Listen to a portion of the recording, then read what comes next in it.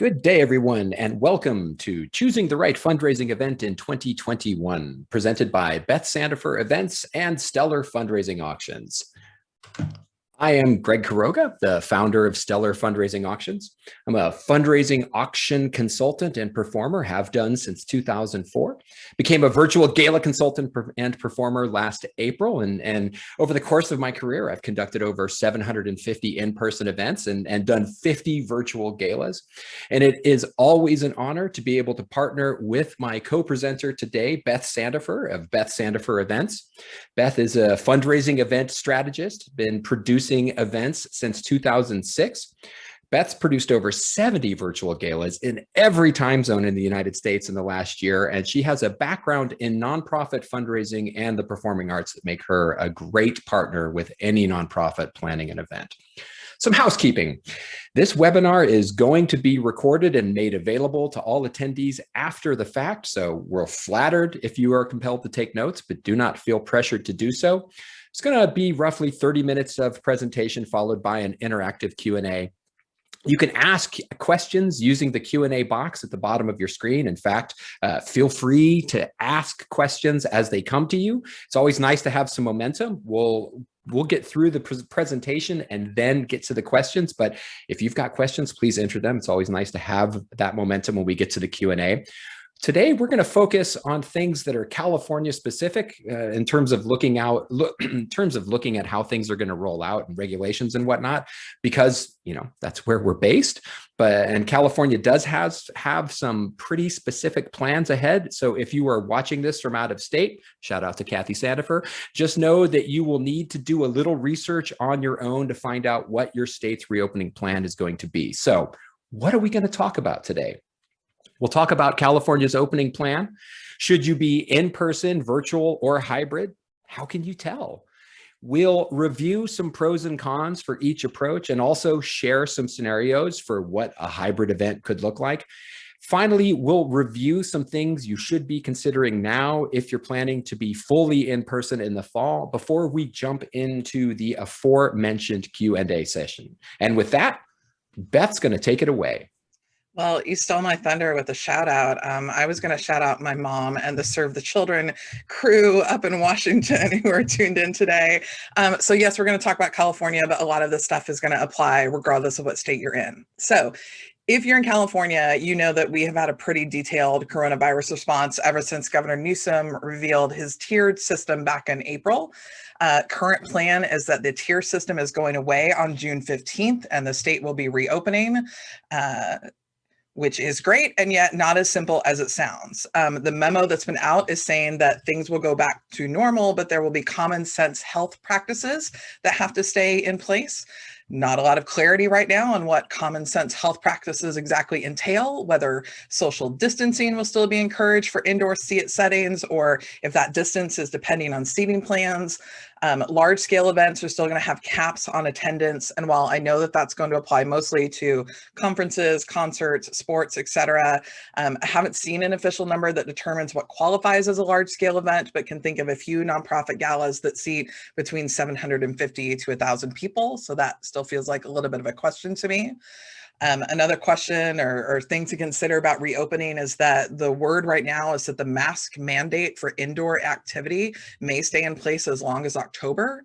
So what that means for you is that it means that you may need to have staff or volunteers policing your guests in terms of their mask usage.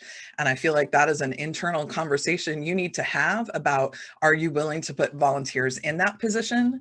Are you going to be wanting to ask your big donors to put their masks back on? Are you going to just look the other way? And what implications does that have?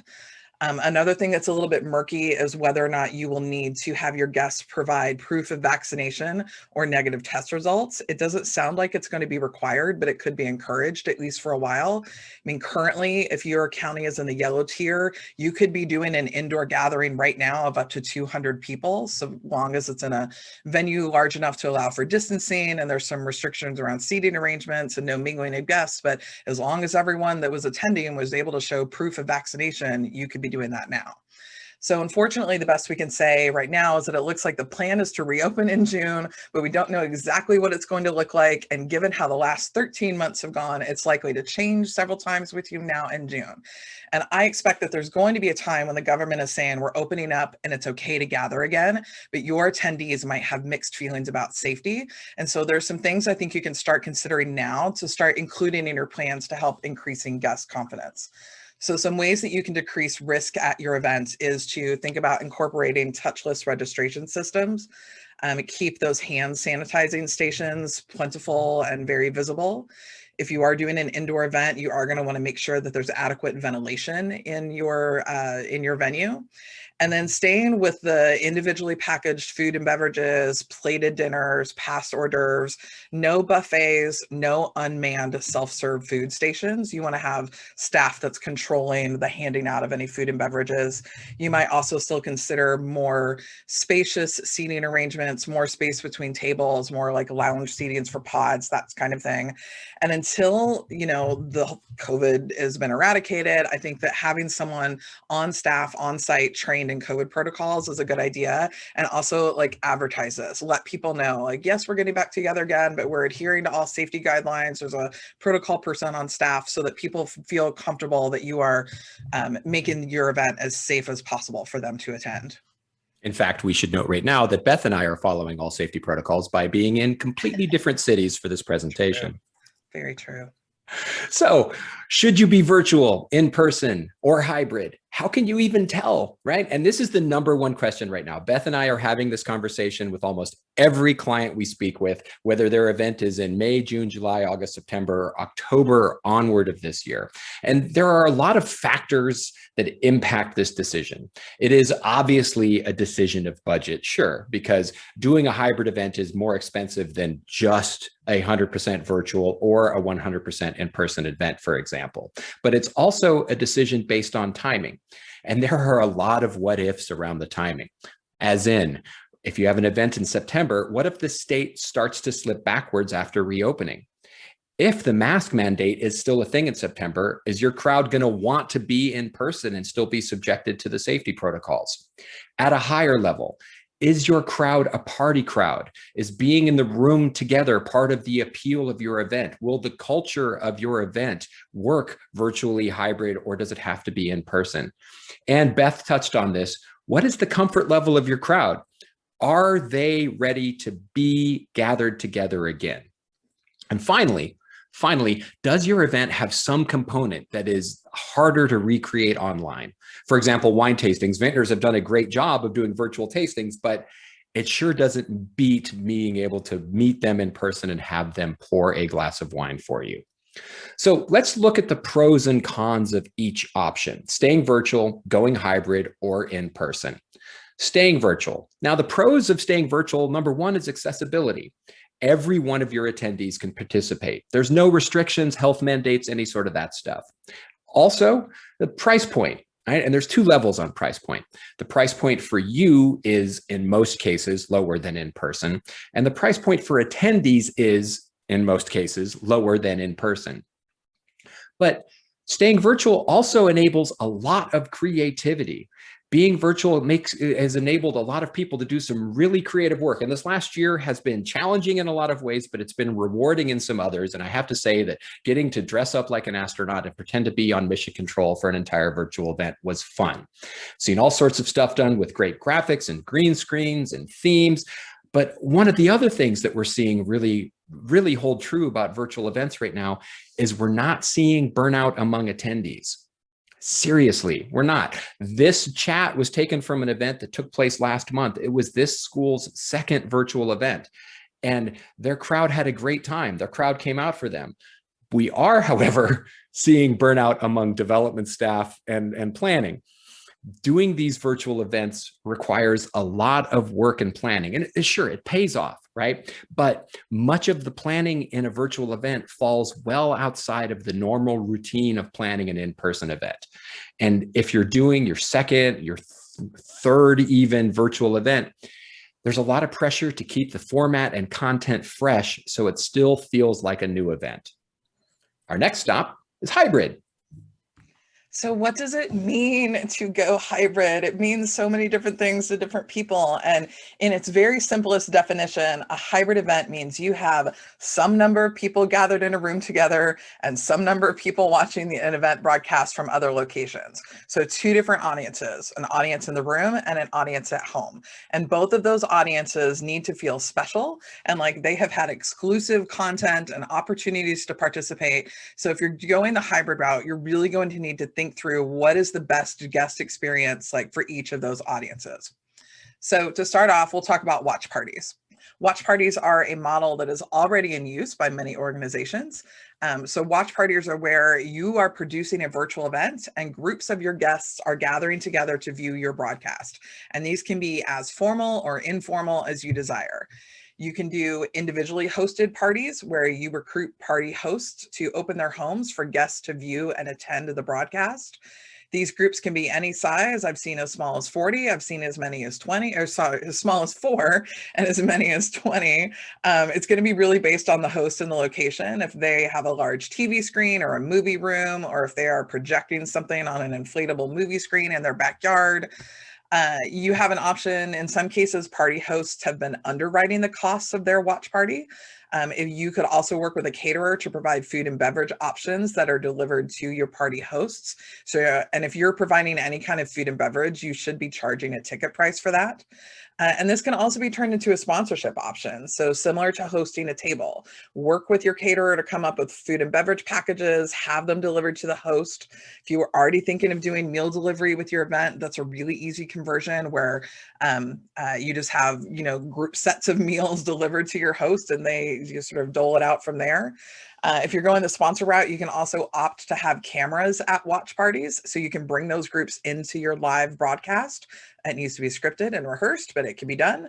And if you don't want to have lots of individual parties, then you can consider the option of a watch party that is hosted by your organization. So book your venue or use your own facility if you have one and host some number of guests on site to watch the broadcast.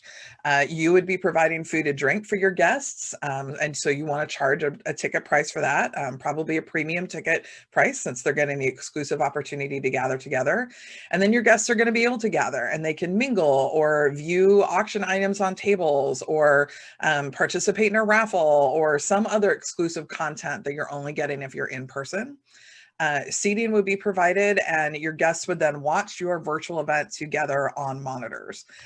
Greg and I actually have an event coming up in August where we are doing this approach. We are going to be filming the event from it's a museum in this case. So filming an event at their venue and doing it like SNL style. We're letting the guests that will be in person watch us film the broadcast. So it's like they're in the studio with us. So they're getting that kind of behind the scenes experience. Our focus is still producing the virtual event. Like that's our focus. We're just allowing people to join and kind of watch the behind the scenes action as we do that. So your next option would be to make the switch from producing a virtual event that people gather to view and instead produce an in-person event that you are then broadcasting to a virtual audience. This will allow you to produce a more rounded out event for your in-person guests. And the broadcast, you're broadcasting what is happening on your stage to guests who are viewing from home. Quickly going to respond to a question about, is there fear that people will not pay attention to the screen during these watch parties? There is that fear, but I don't think it's any greater than the people who just sit and eat dinner and drink and don't pay attention to the auctioneer on stage or the speakers on stage in an in-person event. So to me, it's the same risk factor. Okay, so back to this. So in-person event. So there's several ways to do an in-person event that you're then broadcasting out, and it's all going to depend on your AV budget and what kind of production value you want to have. So option number one is just to put a camera in the back of the room that's on a fixed wide shot. The downside of this is that there's not really there's not any production value for the viewers at home, and it's just a static view of what's happening in your room. The pro to this is that it is the lowest cost and it is very location flexible. This can be done from any location using a camera that has a cellular connection, not a cell phone, but like a camera that has a cellular connection, assuming wherever you are broadcasting from has strong cell signals. And particularly if you use this in conjunction with a bidding platform that has a single screen solution, it could still feel engaging for your viewers at home. But as mentioned, it's just a static shot of your event. So to step this up a little bit in terms of production value, you would go to a multiple camera shoot. So you're still sending the video feed of your in-person event as it happens to your audience at home, but now you've got multiple cameras in your room. So your AV team can do a little bit of production just in terms of choosing between cameras and camera shots and pushing them out to the streaming platform. So cons are that, again, on its own, it's still a fairly low production value for the viewers at home. There's an argument to be made that it would still be best on a single screen solution so that people are, bidding and clicking around on the same screen where they're watching the broadcast over your event. The pro here is that it is a little bit more dynamic than a static view because you do have those multiple cameras and you can start getting close-ups of speakers or, raffle drawings or whatever it is. You can start getting different angles in. And then the most expensive, highest production value option is to bring a full production team on site to film and produce your broadcast. So this is going to give you the same production value that we've come to expect from virtual events where you have lower thirds, graphic overlays, stinger transitions between different elements. It is the most expensive option because you are now producing two simultaneous events. You're producing an in-person event and your live broadcast. It's not going to be twice the cost, but it is going to have an in-person event, I'm doing both. It's going to be like 1.25 to 1.5 times in terms of cost. You do need to have really high bandwidth internet connectivity at your venue. And you ideally would be using the same AV team to create the broadcast that is also handling all of the lighting and sound for the in-person component of your event. And the best example I can give you of like what this looks like is how awards shows have been doing all of their events lately. I don't know if anyone watched the Oscars. It was a little bit of a mess in terms of camera work, but there was a fully developed agenda and programming for both in-person guests and the at-home guests. And sometimes that programming syncs up and other times it runs parallel where people are seeing, red carpet interviews, for example, at home, but, at the event, they're kind of mingling in the pre-show, sort of lounge area. So you need to be very thoughtful and strategic about how you're programming for both spaces and how those different audiences, your in-person and your at-home, are engaging with you simultaneously. And speaking of different audiences engaging simultaneously, one of the most important pieces of a fundraising auction is the bidding, which brings us to a question we get asked a lot. And Greg, what is that question? How does bidding work in hybrid? And if your event has an auction, then going hybrid means you have to choose between two options for how your attendees are going to bid. You could have your bidders in the room and the bidders at home use the same method, i.e. an online bidding platform for all your bids, which means your in-person attendees will be making all of their bids and donations to your Fund the Need on their phones against your viewers at home who are also bidding on their phones or computers. Or you enable your in-person attendees to bid and make donations to the Fund the Need in the old-fashioned way with paddles against guests at home who bid using an online platform. Both have their challenges and their benefits. Let's start by looking at 100% online bidding. So the biggest benefit of using a mobile bidding platform for your in-person guests and your at-home viewers is that it is going to seamlessly integrate both of your crowds in real time. When somebody bids in one place, everyone knows it instantaneously. You don't have to invent any workarounds or mechanisms for making that take place. You need to make sure that you have adequate high-speed internet at your in-person event for all of your bidders so that your in-person people are not punished for being in person by not being able to make bids on their phones because they don't have connection. You're also going to need extra monitors for your auctioneer to be able to see remote bids as they are happening. And quite simply, this is the easiest to implement solution. And if you're doing a Fund the Need only hybrid event, this would be an extremely simple solution. If you're doing an auction though, the The question I have to ask is this the experience your guests will want? One of the joys of an in-person auction is that bidders are able to look their competition in the eyes and outbid them. And the rest of the crowd is able to watch two people go at it. And if there's a mobile bidding platform between bidders and the auctioneer, then we're going to need to come up with some creative ways to acknowledge and reward in-room bidders.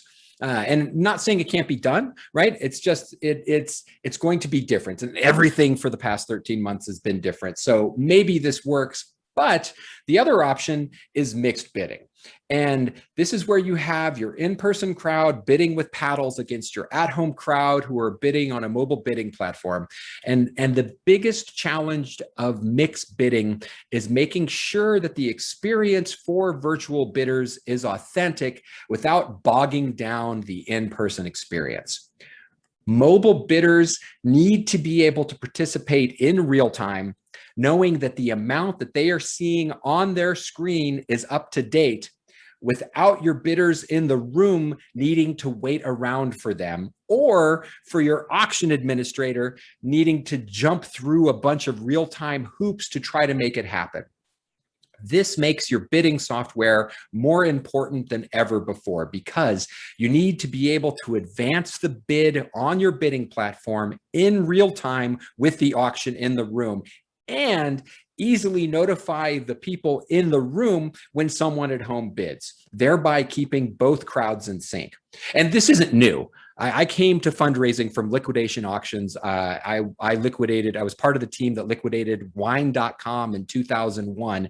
We had 1,200 wine lots to get through in 2 days. We only had 400 registered bidders in the room, but we had another 1,000 people registered online. And we were able to sell all of those lots in real time to people in the room and people at home. This technology has existed. It just hasn't been a need for it in the fundraising auction space, right? So it is entirely possible to make this happen. However, if your auction software doesn't have this function specifically built in, you're going to need to get more creative, because an auction is most effective when your auctioneer can change the bid increments on the fly. And not every bidding platform is built for this. Very few in the fundraising auction space are. At best, most bidding platforms make it difficult to change increments. Some make it incredibly difficult. The ones that are built for it make it surprisingly easy to do an in-person auction that mobile bidders can also easily bid on. And if you're going to do a hybrid event, I recommend you get software built specifically for doing so, or push your current vendor to get up to speed, because there are lots of fundraising auction platforms who know how, there are lots of fundraising auction platforms who could do this. I'll just leave it at that. Now, next up is the hybrid fund-a-need. Virtual galas have drastically impacted the fund-a-need in terms of placement, in terms of implementation. Since the onset of the pandemic, we've been advocating for doing the fund-a-need first in a virtual gala in order to maximize crowd size before people start to tune out. And it has worked really well. Our fund-a-needs have averaged over 100% of what we would have budgeted for in person. So once we get back to these hybrid events, or these in-person, if we're doing a hybrid event, are you going to lead with the fund-a-need in order to capture the attention of your at-home supporters? We've had great success with opening the fund-a-need before the event to build a little momentum. Are you going to do that with your hybrid event? Most mobile bidding platforms don't allow for a controlled fund-a-need, meaning we ask for specific donations at specific levels and work our way down so that people can make donations of any amount at any time. Most mobile bidding platforms are set up to enable people to make donations of any amount at any time, right? So how do you do that in the room? And you go hybrid, how are you going to balance your bidding platform with your in-person crowd? And not trying to make this sound scary, because it's not. It's exciting. It's going to be extremely fun. I am really fired up about what the future holds in terms of creativity, but it's going to require more thought, more planning, more learning, and more growth on all of our parts. So let's just take a minute to talk about proxy bidders. We always advocate for proxy bidders for any in-person live auction. So meaning if someone can't attend your event, someone is there in the room bidding on their behalf. And it does become, it's important still, even in the hybrid events, because you need to make sure that you're providing an alternative method for bidding for the people that can't be there either physically or virtually. So you need to be able to provide a means for people to submit bids in advance. if all the bidding is happening in a bidding platform that will let people submit max bids on their items, like that's certainly an option. Some people aren't comfortable with that and want to have someone bidding for them in the event, whether that's online or in person. So you should plan to have at least one person whose job is to place bids on those bidders' behalf during the live auction. And again, typically when I do this, we just create a form that we send out to people that are interested. They fill out basically a pledge form saying, I would bid up to this amount on these auction lots. You know, they've signed it, and then someone bids on their behalf with a house paddle in the room. So let's just move on then to in-person events, because that is the holy grail that we have all been chasing for over a year, or we're all ready to get back to it. I have mixed feelings about it, if I'm being completely honest. So when can we hold an in-person event again? So right now, it feels pretty safe to say that if you are having an October or November event, you are probably going to be able to be in person. Things that you need to start considering now, though, are cancellation clauses with your vendors in case there's a spike of, you know, cases and things do have to close back down and you're not able to be in person. Like knowing what that cancellation clause is, making sure there is a cancellation clause in your agreements. I think it would be smart to have a plan A and a plan B and a date when you need to make that decision. So plan for in person, but if you're not able to go in person, like have a date of when you need to make that decision so you can switch easily. And then book early, book everything early. We are already at 6 months or less for fall event dates. There are venues that are still figuring out their policies for return to in-person events. I'm doing a site visit at a venue next week for a hybrid event. It's the Greg and I's hybrid event in August. Like their venue, all their staff is furloughed right now, but we're having to make arrangements for doing a site visit. Like venues are still figuring it out. There are vendors that no longer exist because they had to close. They were not able to withstand the absolute just decimation of our industry in this past year. So as things are opening back up, there's going to be an increased demand on a smaller number of event industry providers. And we're also within the event industry dealing with a lot of just hiring chaos. There's a lot of the event industry labor force, people have relocated because they had to move in with relatives out of state because they were unemployed for 6 months or more. There are people that went out and found new jobs, and AV guys that don't want to come back and hang a chandelier in a tent in 100-degree heat in the summer, which I do not blame them for that. So as it's hiring in the event industry is really hard right now, and what we're seeing is that we're not able to get staffed up as quickly as the demand is coming in for events. And what this means for you is that your vendors that you've used all the time are going to book up quickly, and they may not be able to accommodate as many events as they have in the past. So I don't want to be doom and gloom scary about it, but if you are thinking at all about doing a fall event in person, you need to be getting your vendors booked now. Final thoughts, just a few final thoughts, and then we'll move on to Q&A, and thanks for those that are already putting those in there. So to me, the biggest decision that you need to make about whether you're going to host a hybrid event is, are you going to focus on producing a virtual event and create ways for people to watch it together? Or do you want to focus on producing an in-person event and make a broadcast version available for people to watch from home? And I will just kind of add to that I think that this past year has fundamentally changed the event industry. I think that even when we go back to sort of fully in-person events, there's always going to be some streaming element. I mean, I think forever there will be some element of streaming incorporated into even in-person events. But again, I think it's an important distinction of, are you focusing on a virtual event that people are watching together, or an in-person event that you are broadcasting to the folks at home? Greg, and of course, as the auctioneer, Beth, I think that the second biggest decision that you have to make is how will people bid? As an auctioneer, I've spent a long time looking forward to being in the room, have control of the process again, right? So I'm hoping that we'll have people bidding with paddles relatively soon. But I think the biggest final thought or takeaway is, we also want you to make the decision that works best for you and your crowd. There's some serious fear of missing out going on right now, right? Like some people see all of the other kids playing around outside and want to run out and join them. And I'm among the ones who just needs to take a deep breath and know that we're going to stick with the format that's going to work best for each event at the time that we can do it, and go from there. I mean, Beth and I have 100% virtual events scheduled from now until October, and we've got in-person things starting in July and August and September. And then in each case, it's based on event culture, event location, and crowd desire. And with that, thank you. We appreciate the opportunity to share our expertise and perspective. Please feel free to reach out to either of us for any reason, right? We've got contact information. You can track us down that way. And with that, we're going to take a moment to activate our cameras so that you can see us if we can't see you. It's welcome to the world of virtual. Hello. And let's see, Beth, you got yours up. There you go. Let's stop the share. We'll leave this up. Now, remember, you're able to find this on both Beth Sandofer's YouTube channel and Stellar's YouTube channel, so you can come back and find this contact information. You can always track us down. But hey, it is good to see you guys. And Andrew Cattell had the question. I knew this was going to be a question that came in as soon as we started talking about it, which is which bidding platforms work well for hybrid.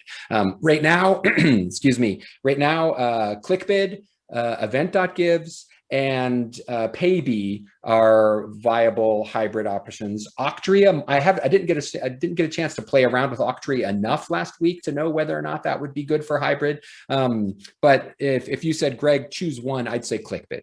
Yeah, ClickBid is also my first choice if you're doing that mixed bidding option. And the way that I've done, and I have actually also done events with bidding like that, like way pre-pandemic, where we were streaming just the auction. And what I've done and what I like that ClickBid gives you the ability to do is that if, like, let's say Greg is my auctioneer and he's on stage, like I would be near him, on a computer, and I basically would have a paddle, right? So when I see a bid coming on a room, I'm just paddle up, or maybe I have an assistant that's paddle up for me. So Greg's just responding to paddles.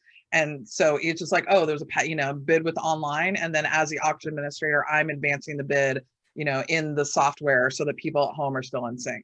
In real time. And there's also the opportunity to change increments on the fly. Like ClickBid is they had this all in place last May or June when I first reviewed them. They've been the leader in the clubhouse since, and I'm hoping other bidding platforms catch up. You know who you are, because we would love to see you. You know who you are, and you might also be on this call right now. Yeah, exactly. Awkward, but yeah. Sorry, but we get it. We love you, and we look forward to you being in the hybrid market as well. Beth, here's a question that this is aimed really at you. How are you seeing hybrid events handling food and drink? They know the dinner boxes and cocktail bits for at home, but what do you think food service is going to be like for an event of, say, like 200 people? And let's see here. I'm looking at the event date on this question on September 11th. It's like what's happening over there. I mean, it's not going to be dissimilar to if you are going to a restaurant right now and dining outdoors. There are things where people have been doing, like, definitely separate busing areas, like food is not going back into the same place that it's coming out of, and like having nothing self-serve, like nothing unmanned. So I mentioned like no food stations. You would want to have past hors d'oeuvres. You could have like a station if there was like staff member that was serving guests, like guests aren't serving themselves. As plates are coming out to tables, like from a kitchen, they're probably gonna have the dome covers on them so that nobody's like breathing on your food, like as it's making its way from the kitchen out to your table. But it's not radically different. It's more about just making sure that nobody is serving themselves. All the food is being served to them in one way or another. Hey, I got a question for Beth. So say you're having what's the cocktail hour look like if there's a mask mandate? Yes. That is, I mean, that's I think that to me, that's like the $64,000 question, because I mean, even right now, if you look at, again, in California, in the tier system, if you're actively eating and drinking, you can have your mask down. But if you're not, I know, Carol, thanks for shouting them out like that. If you're not eating or drinking, like you need to have your mask on. So I think certainly having a cocktail hour that's structured in a like, here, go to your lounge area, and like you be over here, you know, and do your, you know, hors d'oeuvres and, you know, that kind of thing. So that people aren't just like wandering around talking. But again, it's like, it's an in-person event. Like you can't, unless you're roping people into their lounge area and making them stay, like people are going to be walking around, and different people have different comfort level with that. And I think that it's a conversation that you need to have internally of, if there's a mask mandate and you have a cocktail, you know, area where people are able to mingle around, like, are you then going to be tapping your $70,000 donors on the shoulder and being like, mask up, do that? Right. Yeah. I've heard many development staff say they do not want to be the person who asks for a major gift and reminds people to put their mask back on. And I think indoors versus outdoors makes a difference, because the mask mandates for outdoor activity are loosening up a lot more, where they're starting to say like, it's not as much, you know, it's not as big of a deal if you're outside and kind of on your own in your space. But like, if you are in that enclosed setting, like, I think that there's definitely through the summer going to be some choices to make of, do you want to have an indoor cocktail event where people have to wear masks and you have to either police it or look the other way and hope that nobody gets sick at your event? Yeah. The first in-person event I'm doing this year is scheduled for July outdoors in Idaho. And everybody is going to have their own picnic table. And you come in, you pick up your stuff and you go to your picnic table, and they're expecting people to stay there. To stay at their picnic tables. And you know, the planner for this event also said that at this point, they think they could just serve cold pizza and warm wine and everybody'd be thrilled to be back in person, right? So but to that, I mean, yes, to that thing, I think if you're creating like sort of lounge, you know, areas, you know, or like pod areas for, like, I think if you make seating areas enticing for guests to be at, you know, like, oh, I'm going to get to sit on this comfortable couch, and like, you know, a tray of hors d'oeuvres is going to be brought to my, you know, group or whatever, like make it, you know, give people reasons to be there. I think that will help, you know, sort of entice people. It's also more expensive. I mean, it's more expensive to bring in additional seating for your reception, you know, and especially if it's residential furniture as opposed to cocktail rounds, like it's all, that's a budget question as well. And yes, you've seen in the question from my friend Esther, my client Esther, about indoor events being okay if you're vaccinated. So that's the other, I think, question that people will need to, or that you'll kind of need to take into account of, are you requiring that your guests show proof that they're vaccinated or a negative test within a certain number of days? And, you know, what is your policy going to be for if you have someone that shows up that doesn't want to show you proof that they're vaccinated? Like, are you going to be prepared to turn that person away? What if they're $1 million donor? Yeah, exactly. I think it was also interesting that they released in the last couple of days that Europe is going to be open for travel again this summer, but to get to Europe, you have to have proof of vaccine. That's so expectations are going to be there at certain levels for some of that stuff. It'll be interesting to see. How do you open air events, keeping the attention on the auctioneer and screen? We've done open air events for decades. I mean, this is doing events outside is not new. I think what you do have to do is come up with plans for how do you display things, right? So one of the it's very important to have some sort of visual display for your live auction so that people know, hey, we're on lot number 1, because the expectation in person was always that people are going to drink and chat and have a good time at their table. As auctioneer, I would always roll with that and enable that, empower that, not ask for people's attention except for the fun to need, unless it got way out of control and it was just so much chaos that we had to bring everybody back to ground zero and start over. But it's nice to have the auction lot displayed so people know, like, oh, we're on lot 2. I'm interested in lot 4. I can still keep drinking with my friends and come back and pay attention. So one event that I do is in the summertime in St. Helena. It's in June, 100-something degree heat. Our record's 107, I think, in a tent. And there's no way like they could afford to have LED screens up on to be able to show what the lot numbers are and all that sort of stuff. So we do a flip chart. It's the most down and you know, it's I'm not saying flip chart's the answer for you, but you know, you come up with mechanisms, you come up with solutions that work for your budget and your crowd to be able to let people know where we are. Now, this does not mean you can get away with having bad AV. That's not the point of this. This event has a flip chart and a kick but sound system that has at least, I want to say 6, if not 8 speakers surrounding this tent. So everybody can hear very clearly without needing to yell over each other. And a good in-person sound system is always crucial for any event. So whether it's in a tent, outdoors, or whatnot. So great question coming in. Will a hybrid event require its own show at home? Meaning, will those be watching at home, be watching the entire live 1-hour broadcast, or will there need to be a separate taped show for them until you get to the live auction? And this is, I love this question. There are lots of answers to this question. The answer is yes. I know the answer is yes. So again, it's sort of guest experience. It's guest experience and AV budget, really, is what it is. So the hybrid event that I did several years ago, we had full in-person event, in a tent up in Sonoma, super high end. We only streamed the live auction. So we got to the auction and it was like, okay, now everybody that's watching at home on art.com or whatever it was a big art auction. We're like, we're going to turn that broadcast on. We streamed the live auction. When the live auction was done, we closed that down and we went back to just our regular in-person events. If you're doing, the option of just like camera in the back of the room, people are going to see everything that's happening on stage.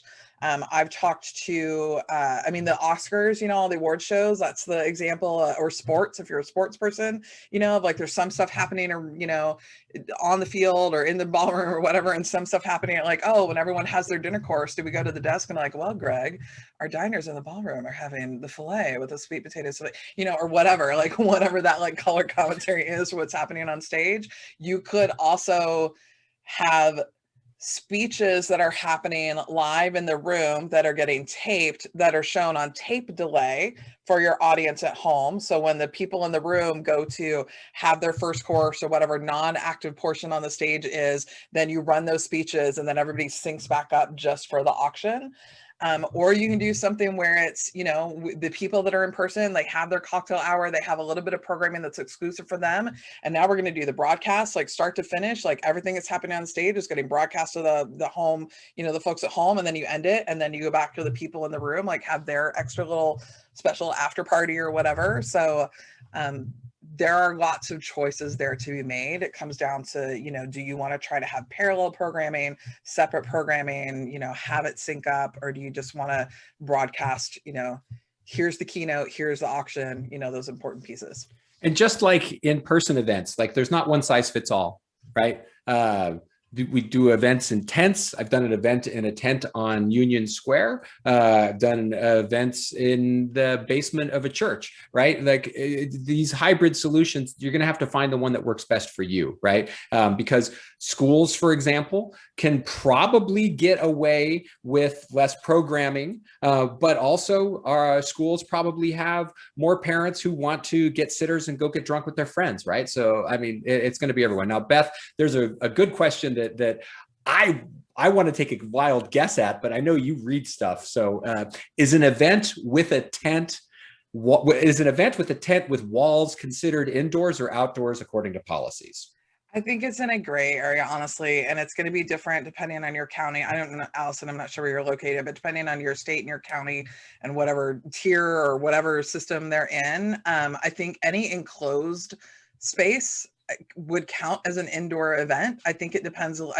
Tents, I feel like, are falling on that gray line. There's a lot of restaurants that are building, tents out on the sidewalk, and it's like, okay, well, you're out on the sidewalk, but like there's 4 walls around you, and like we're basically now in enclosed space. It really has a lot to do with the ventilation. So I would consider a tent, if everything is closed in, an indoor space. Although the county that you're in may Walnut Creek. Yeah. Okay. Yeah, I would consider it an indoor space, but Walnut Creek, June 15th, all that stuff is going away, and it's kind of do your thing, just be smart and be safe about it. So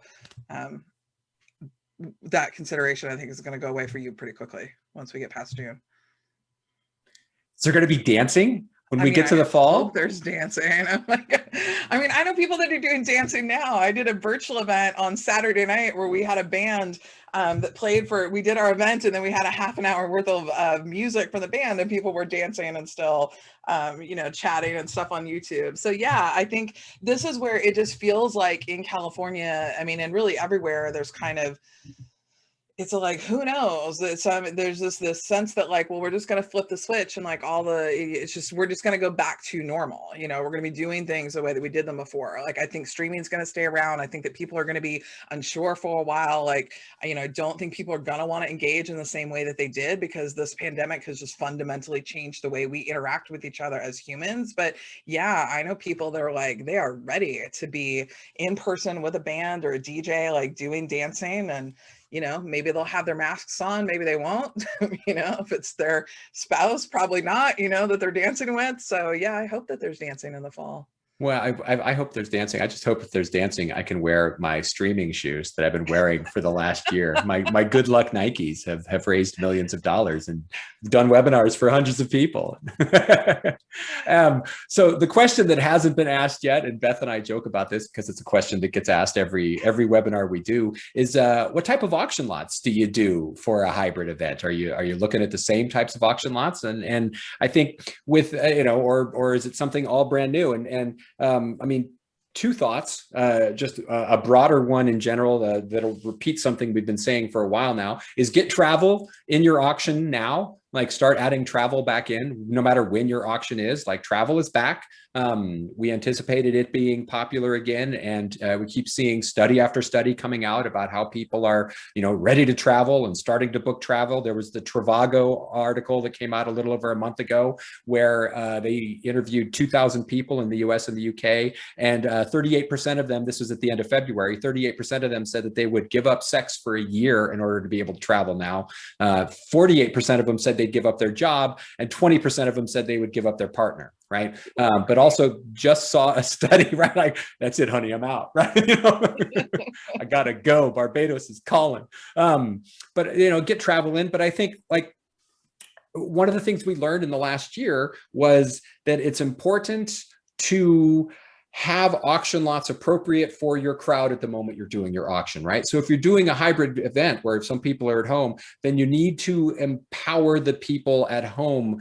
You got to offer something that's enticing to them as well, and in terms of experience, but also price point. And that's where I think buy-in parties are going to be especially useful in hybrid events, with fixed prices for a large enough number of people so that the in-person crowd can't just buy it all out before the at-home people get to it, or the at-home people can't get to it and buy it out before the in-person, you know, like either way on that.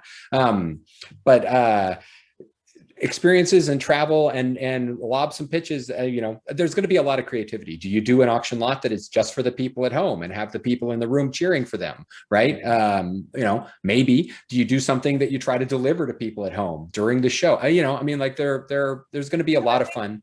I think I love that you just said creativity, because I would add, you know, I know we've given a lot of like vague, well, you could do it this way, you could do it this way, you know, kind of answers, and some of it is because some stuff is shifting. But the same way that I've been telling people for a year that your virtual event is only limited by your creativity, I think your return to in-person, or your version of hybrid, is also only limited by your creativity. You know, Greg had one of his auctioneers just this past weekend did an event with a group that they did a drive-in. They did like a drive-in movie, and people were in their cars and they had big foam fingers that they were using, you know, to bid, right? To bid from their cars. And like, everyone was safe in their own little space and whatnot. And sort of, I mean, it sounded like they had to get people to keep going back into their cars, like back in your safe space, back in your safe space. But the idea of like, I mean, I love that, like, do a drive-in and have the foam fingers and whatnot. And so I think you can still, you know, find ways within whatever the guidelines happen to be when your event is happening, and like find ways to still be creative and fun about it. Like, I don't think you have to, well, it's either virtual or we have 12 people at a 72-inch round in a ballroom and like nothing in between. I think there's a whole lot of creative options that you can find in between, based on the culture of your event, you know, what you think your crowd is going to be into, and like what you're trying to accomplish with your event. I want a foam finger for bidding, by the way. Totally. Like, desperately. Yeah. We'll make that happen. Okay. We'll get it branded and everything. Yes. Excellent. Well, there's no more questions. I always love it when our presentation is so thorough that everybody is just like overwhelmed with the information. Yeah, people are starting to drop off. They're like, okay, that's it, I'm out. Peace out, everybody.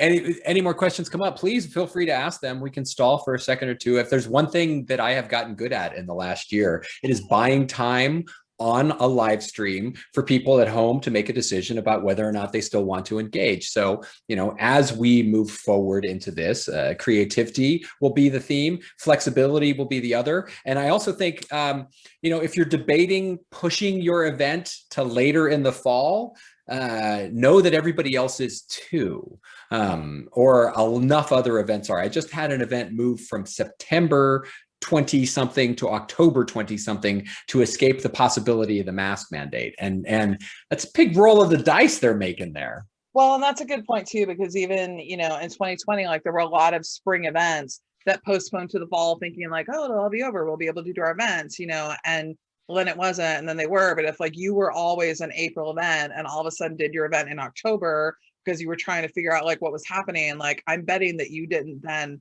turn around and do an April event in 2021. Like you're now an October event, at least for a while. So, I mean, already the calendars for September and October are getting crazy with, they were heavier last year. They're going to be heavy again this year. And again, with the return to in-person and certain vendors being around, not being around anymore, like that scheduling crunch I expect it to be crazy again, just with the volume of events crunched into a few months. And we're not going to say it. Patty, you're welcome, because we adapted.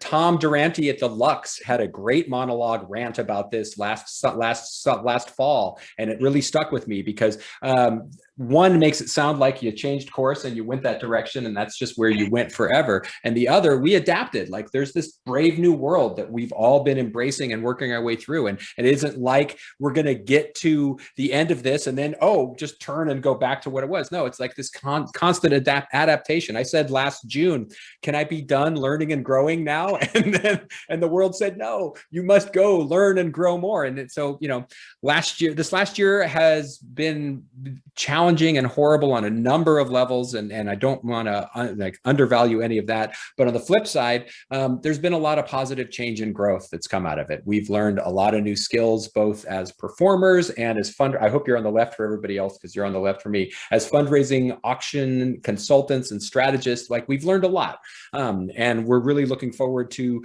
continuing to apply that in new ways and make this whole process as rewarding as possible for all of your attendees, whether they want to be in the room or they want to be at home or be at a watch party. All right. I think you filled enough time. You did that very well. I think we have now given ample time for anyone to ask their questions. Thank you everyone for joining us. We've said many times, there's our contact information is up there. We're both very Googleable. Stellar Fundraising Auctions, Beth Sandofer Events. Really appreciate your time, and we can nerd out about this stuff for hours. So we are always happy to have a conversation. Absolutely. And with that, bye everybody.